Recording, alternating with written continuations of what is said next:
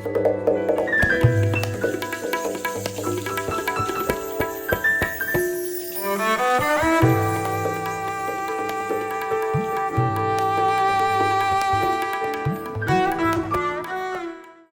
मिजाज की इन पंक्तियों के साथ कि मैं अशोक हूँ मैं मिजाज भी, मैं अशोक हूँ मैं मिजाज भी, मैं इकाई हूँ मैं समाज भी।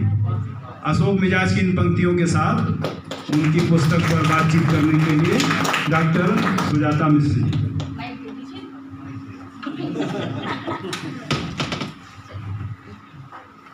बहुत बहुत धन्यवाद भाई हिमांशु कबीर जी। और सम्मानी मंच को मेरा सादर प्रणाम। यहाँ आज उर्दू साहित्य जगत के दिग्गज यहाँ बैठे हैं जिनको विश्व भर में लोग जानते हैं। उर्दू शायरी की ही पुस्तक पर आज यहाँ चर्चा है और जो शायर हमारे बीच मौजूद हैं वो हिंदी गज़ल परंपरा के अग्रणी शायर आज भारत में। तो मैं पुस्तक पर जो बात करूंगी, मैं पुस्तक के भाव पक्ष पर ज़्यादा बात करूंगी, तकनीकी पक्ष पर मैं बात नहीं करूंगी। उसके लिए यहाँ पर आज उर्दू शायरी जगत के दिग्गज हैं, आदर्श जी हैं और नुसरत मेहंदी जी हैं। वो है बताएंगे कि शायरी की जो व्याकरणिक संरचना है वह क्या है, उस पर बात करेंगे। मैं अगर बात करती हूँ हिंदी गज़ल परंपरा की, तो सबसे पहले हमें यह जानना होगा कि हिंदी गज़ल क्या है। हम लोगों ने जब गज़ल को पढ़ा है, यहाँ पे जितने भी लोग हैं उन्होंने जब गालिब को पढ़ा है, गालिब से लेके आज तक चाहे हमने फैज़ अहमद फैज़ को पढ़ा है, तो हमने देवनागरी में पढ़ा है। तो यह हिंदी गज़ल है। जब उर्दू को देवनागरी में लिख रहे हैं तो वह हम उसे हिंदी गज़ल बोलते हैं। तो यहाँ पर कई बार ऐसी बात आ जाती है कि भाई जैसे अशोक जी ने अपनी पुस्तक में भी इसका जिक्र किया कि कई लोगों को लगता है कि उर्दू एक वर्ग विशेष की भाषा है, तो वह इसको समझने में कहीं ना कहीं गलती करते हैं। मुझे लगता है इस दृष्टि से एक शोध होना चाहिए कि गज़लों ने देवनागरी के विकास में क्या भूमिका निभाई है। यहाँ काफ़ी वरिष्ठ प्रोफेसर लोग भी बैठे हैं, शोध विद्यार्थी भी बैठे हैं। तो अगर हम देखते हैं हिंदी की जो लिपि है वह देवनागरी है। इसे वर्किंग और नॉट और उर्दू में भी यदि आप जैसे शायर अशोक जी जैसे शायर जब लिख रहे हैं तो वह देवनागरी का कहीं ना कहीं विकास कर रहे हैं और हम देवनागरी में पढ़ रहे हैं। यदि आप हिंदी गज़ल परंपरा नहीं होती तो हम में से जितने भी लोग हैं वो उर्दू गज़ल को पढ़ ही नहीं पाते। तो जो लोग यह नहीं समझते वह दोनों में भेद करते हैं। भाई हिंदी और उर्दू जो है वो बहने हैं और साहित्यकार जो है इस भाषा को समझता है। भाषाई विविधता भारत की एक संस्कृति की खास विशेषता है। आप किसी भी शहर में चले जाएं, आप दिल्ली में चले जाएं, तो खैर दिल्ली में तो उर्दू सरकारी भाषा का भी हिस्सा है, हिंदी है, पंजाबी है, अंग्रेजी है। और हम में से बहुत लोगों को कहीं यह एक भ्रम है कि अंग्रेजी ही एक बहुत प्रभावशाली भाषा है। लेकिन यदि आप साहित्यकारों के बीच जाते हैं, रचनाकारों के बीच जाते हैं, आप दिल्ली चले जाएँ, हैदराबाद चले जाएँ, तो साहब उर्दू है और आप बहुत प्रभावित होते हैं। आज यहाँ आदर्श दुबे को यदि आप सुनेंगे तो आप मंत्रमुग्ध हो जाएंगे इस तरह की वो उर्दू बोलते हैं। तो दोनों ही भाषाएं जो है वो बहने हैं। खैर अब हम करते हैं पुस्तक पर बात और इस पुस्तक के जो विषय है उस पर बात करते हैं।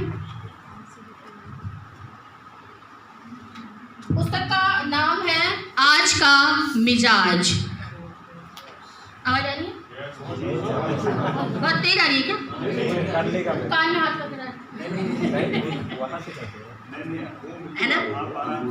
आज का मिजाज, तो इसको मौसम से जोड़ के ना देखें, ये साहित्य जगत के आज के मिजाज की बात है कि साहित्य जगत में आज क्या विषय चल रहे हैं इसकी बात है। अभी यहाँ पर हिमांशु जी ने कहा कि किसी किसी पर गज़ल मेहरबान होती है, तो यह सच है। हम में से अधिकांश लोगों के पास एक शायर का दिल जो है वह नहीं है।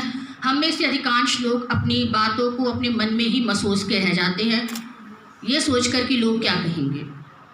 लेकिन शायर इस मामले में झिझकता नहीं है। उसके मन में जो भी होता है, चाहे वह अधूरा प्रेम हो, पूरा प्रेम हो, वो झिझकता नहीं है। वो भरी सभा के सामने अपनी बात जो है कह देता है। और शायरी की यह खूबी है क्योंकि वो ईमानदारी से कही गई बात होती तो उसको हर जो पाठक है या श्रोता है वह महसूस करता है। इस संग्रह में जीवन के तमाम विषयों को छूती हुई गज़लें हैं जिनमें प्रेम है। प्रेम का स्वरूप बहुत व्यापक है। उसमें प्रेमिका का प्रेम भी है, पत्नी का प्रेम भी है, बेटी के प्रति प्रेम भी है, मित्रता का प्रेम भी है, देश का प्रेम भी है। तो बहुत विस्तार से प्रेम पर इसमें जो है शायरी है। और जब वो अधूरे प्रेम की बात करते हैं तो लिखते हैं कि दिल का सब्रो करार ले डूबा, मुझको एक तरफा प्यार ले डूबा। मैं कहाँ रोज शराब पीता था, मुझको तो इंतज़ार ले डूबा। मैं अकेला नहीं हूँ दुनिया में, मैं अकेला नहीं हूँ दुनिया में, जाने कितनों को प्यार ले डूबा।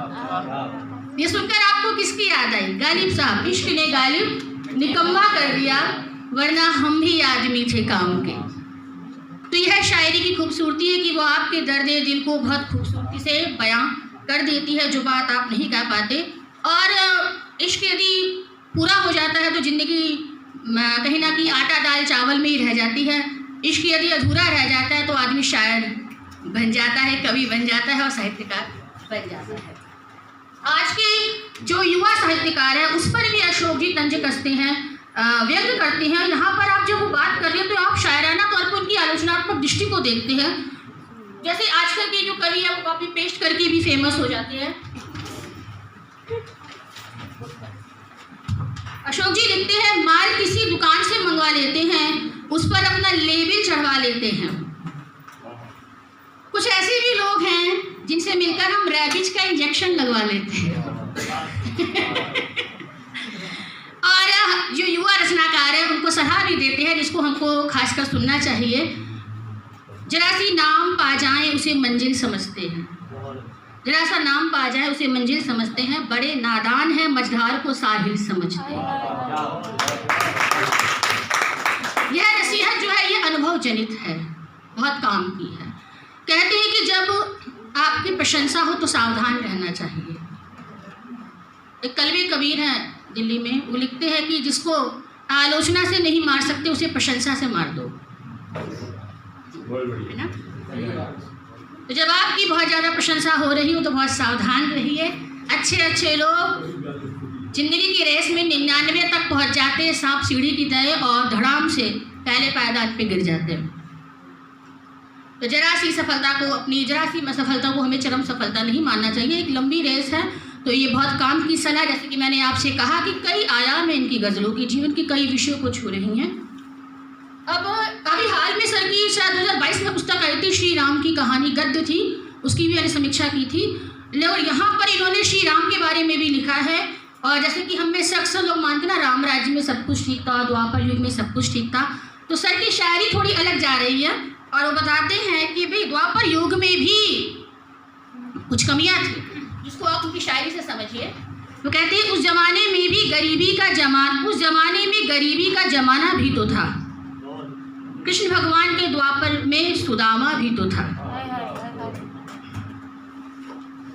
कोई स्कीम गरीबों या किसानों को न थी, राम और कृष्ण का भरपूर खजाना भी तो था। लोग आवाज उठाते थे अमीरों के खिलाफ, राम पे धोबी ने इल्जाम लगाया भी तो था। आसान था कि हम बड़े लोगों के बारे में कुछ भी बोल देते थे, आजकल वो आसान नहीं है। बाद में युद्ध भी करना पड़ा था उनको, पहले समझौते का संदेश सुनाया भी तो था। तो यह जो लोग आज बात करते हैं राम राज्य की, उनको यह समझना होगा कि राम ने भी सीधे युद्ध नहीं किया था, पहले बात की थी। युद्ध वहाँ प्राथमिकता नहीं थी, अंतिम विकल्प था। द्वापर युग में भी हमने देखा है कि पहले पांडवों ने कौरवों से बात की है, दो न्याय अगर तो आधा दो, पर इसमें भी यदि बाधा हो, जब वो नहीं माने हैं तब युद्ध किया गया है। तो राम युग की या कृष्ण युग की है विशेषता की विसंगतियाँ वहाँ पर भी थी, पर वहाँ जो हल निकाला गया वह युद्ध आखिरी हल था। आज के समय में मैं अशोक सर की शायरी में एक बहुत अच्छी विशेषता देखती हूँ कि वह नकारात्मक नहीं है, वह बदलाव को बहुत सकारात्मकता से लेते हैं। मुझे ऐसे लोग बहुत मिलते हैं जो हमेशा कोसते रहते हैं कि आज की पीढ़ी है, आज का ज़माना तो बहुत ख़राब है, लेकिन अशोक सर की शायरी जो है वो वर्तमान में भी खूबसूरती देखती है। वो कहते हैं खुले ज़माने से घूंघट की आस छोड़ो भी, खुले ज़माने से घूंघट की आस छोड़ो भी, नई गज़ल का पुराना लिबास छोड़ो भी। यानी ज़रूरी नहीं है कि आप उर्दू में ही लिखे हैं और फारसी लिपि में ही लिखे, आप देवनागरी में भी लिख रहे हैं तो उसको स्वीकारिए, बल्कि अब तो बुंदेली में भी लिखा जा रहा है, बुंदेली गज़ल भी लिखी जा रही है। तो हमको परिवर्तन को स्वीकारना चाहिए सकारात्मकता के साथ। और इसके साथ वो ये भी बताते हैं कि ये चिट्ठियों के ज़माने से बहुत अच्छा है। यानी आज का ज़माना हम बार बार बुराई करते रहते हैं, वो कहते हैं नहीं, चिट्ठियों के ज़माने से बहुत अच्छा है, नया जमाना पुराने से बहुत अच्छा है, क्योंकि आज बहुत अच्छाइयाँ भी हैं, बहुत सहजता भी है। तो ऐसा आप नहीं कह सकते कि आज सब कुछ बुरा ही बुरा है और पहले जो है वो सब कुछ बहुत अच्छा था। यह दृष्टिकोण जो है वो साहित्यकार का होना ही चाहिए। बेटियों के पिता हैं सर, और यहाँ चंद्राबेन मैम भी बैठी, उनकी भी बेटियाँ हैं। और रचनाकार जब बेटियों की चिंता कर रहा है तो वो समाज की समस्त बेटियों की चिंता कर रहा है, वह सभी बेटियों के प्रति चिंतित है। वो लिख रहे हैं, हवस परस्त की शैतानियाँ ये क्या जाने, घरों में बैठी हुई लड़कियाँ ये क्या जाने, ये घर गरीब का है या किसी अमीर का, फलक से गिरती हुई बिजलियाँ ये क्या जाने। जैसे कि मैंने आपसे कहा कि सभी विषय को, बेटी के प्रति जो प्रेम है वह भी आप देख रहे हैं। और अब एक जो 2 लाइन में यहाँ पढ़ने वाली, उसमें आप एक पुरुष का विकास होते हुए देखेंगे कि जब वो प्रेमी है तब उसकी जो भावना है, और पिता बन जाने के बाद जो भावना है।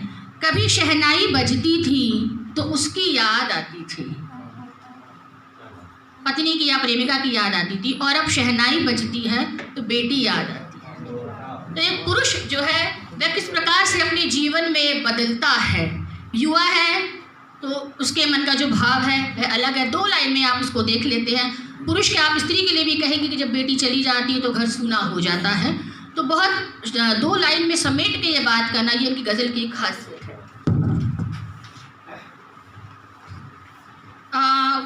अपनी बात को ख़त्म करने से पहले मैं यहाँ पे कुछ शायरियाँ पढ़ूंगी, क्योंकि मैंने बहुत संक्षिप्त में समीक्षा तैयार की थी। मुझे लगता है कि क्योंकि मैं हाल में वसीम बरेलवी जी के कार्यक्रम में भी गई थी, युवा वर्ग वहाँ पे ज़्यादा था, तो शायर जो होते हैं वो सब वर्ग का ध्यान रखते हैं, यह उनकी शायरी की विशेषता होती है। और कुछ शायरियाँ इन्होंने विशेषकर युवा वर्ग को ध्यान में रख के लिखी हैं, जो युवाओं के बीच बहुत पसंद की जाएंगी। जैसे थोड़ी शरारत भी है उनमें, हर लड़की के सामने पढ़िएगा भी मत। कुछ इस तरह बसी है तो मेरी आँखों में, हर एक लड़की मुझे तू दिखाई देती है।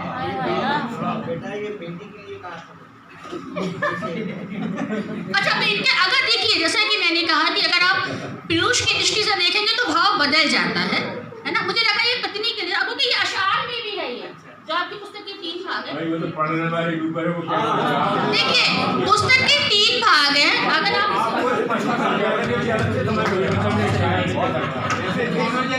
हाँ बता रही, पुस्तक के 3, इनकी पुस्तक के 3 हिस्से हैं, जिनमें शायरी है, कतआत है और अशआर है। तो ये कुछ शायरियाँ वो शायरी में भी है और अशआर में भी है ना। 2 हिस्सों में इन्होंने उसको बांटा हुआ है। तो मैंने वहाँ से पढ़ा था। नहीं, आप सही हैं।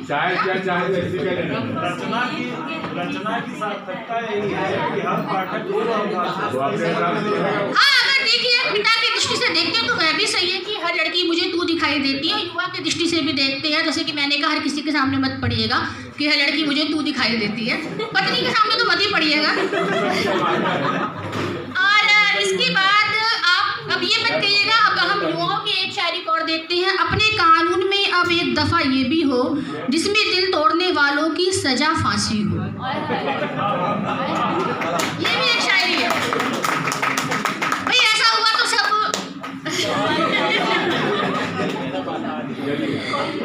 अब तुम्हें हम क्या बताएं क्या है दीवाने का गम। अब तुम्हें हम क्या बताएं क्या है दीवाने का गम, जिसको पाया ही नहीं है उसको खो जाने का गम।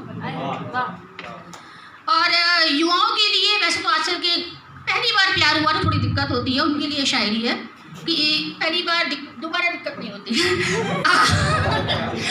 आपका एक फ़ोन नंबर हो तो लिखवा दीजिए, वक्त ले लेती है कितना आती जाती चिट्ठियाँ। तो ये कुछ शायरियाँ हैं जो युवा मन को छूती हैं। अगर आप मेरी दृष्टि से देखें तो युवा मन के करीब है, और अच्छी दृष्टि से देखें तो पिता के मन के भी करीब है। इस तरह मैं कुल मिला के देखती हूँ कि यह एक रोचक संग्रह बन चुका है, जिसमें सभी विषय हैं जीवन के, जीवन का हर रंग अपनी बेबाकी के साथ इसमें बिखरा है। और सागर शहर को यदि आज हम हिंदी गज़ल परंपरा में पूरे देश में उठते हुए देखते हैं, देश के बाहर उठते देखते हैं, तो अशोक मिजाज सर का एक नाम है। साहित्य जगत में, कथा साहित्य में वही स्थान शरद दीदी ने प्राप्त किया है, और शायरी जगत में वही स्थान अशोक सर ने प्राप्त किया है। और उनके शागिर्द यहाँ आदर्श दुबे यहाँ बैठे जो इस परंपरा को आगे बढ़ा रहे हैं। आप अभी उन्हें सुनेंगे और आप देखेंगे कि वो कितना अद्भुत बोलते हैं। इन शब्दों के साथ मैं अपनी बात समाप्त करती हूँ और अशोक जी को हार्दिक बधाई देती हूँ इस संग्रह के लिए।